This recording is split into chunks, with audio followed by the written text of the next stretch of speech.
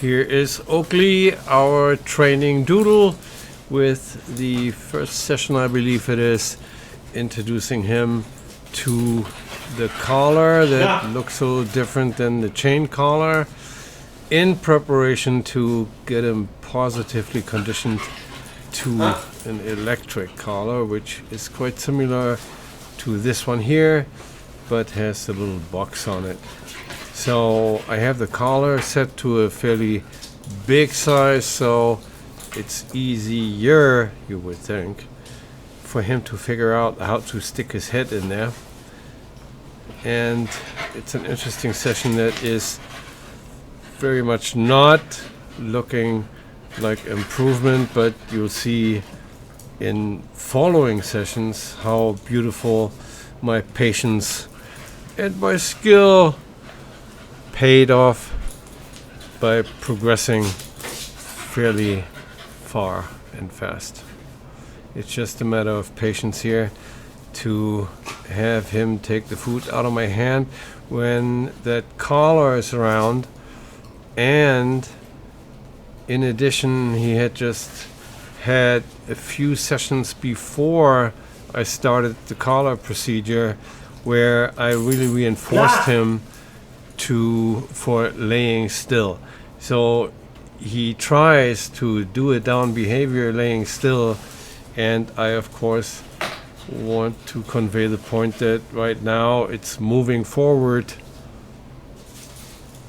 that produces reward, and actually it's moving forward into the collar. So since the collar kind of seems to keep him away from moving forward, I'm trying to make him move all together, so I step my expectation a step back and say, okay, look, you got to move forward because that's what I need. I need a forward motion into the collar. So if he doesn't want to move forward, I can't integrate the collar in my expectation of moving forward and sticking your head into the collar. So I isolate the criteria and say, okay, if you don't want to move forward, I got to work on that. I still have the collar present, which never hurts. It should just not keep him away from being active, which to a degree, I have the impression that he is a little hesitant about the collar being present. I don't know what it is, but maybe he has had a little experience prior to where the sight of the collar was followed up by forcing him to being able to put it on him. It doesn't matter because conditions now have changed. We don't force things in terms of the collar being present or the collar being put on.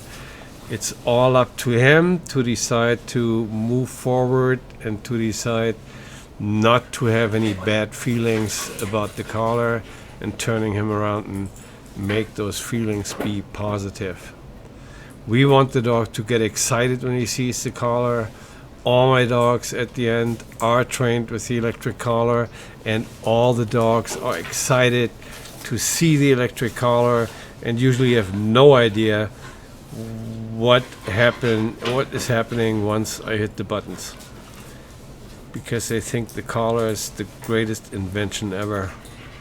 So you see him prancing around this thing quite a bit, and you have to be patient here. I don't want to hold him, force him. That's never going to be good. I'm pretty positive that the food, if I manipulate his food drive by only feeding him in the context of a session like that he has to grow the desire to get the food and do more for it. Right now he goofs around, stays away from the collar, and obviously is not hungry enough to go over the easy bridge that I produce or present to him to move forward and interact with the collar. And as long as you afford to stay away, look around, do other behaviors, and the food is right there, all you have to do is come and get it. You don't even have to stick your head into the collar. You just come 4 inches away from the collar, and no, you rather scratch, you rather do everything else. So to me, that's just a game of patience and time to show you that you will have to do those easy things that I ask you to do in order to satisfy your hunger. So if a dog acts like that, it definitely shows us that the hunger must not be great enough. That's why we like to work with the food, because I can manipulate your desire to eat by just limit your food intake to a session like that. So I'm not starving him, as you see. The food is right there. He just doesn't want to pick it up. So there you go. See you next time.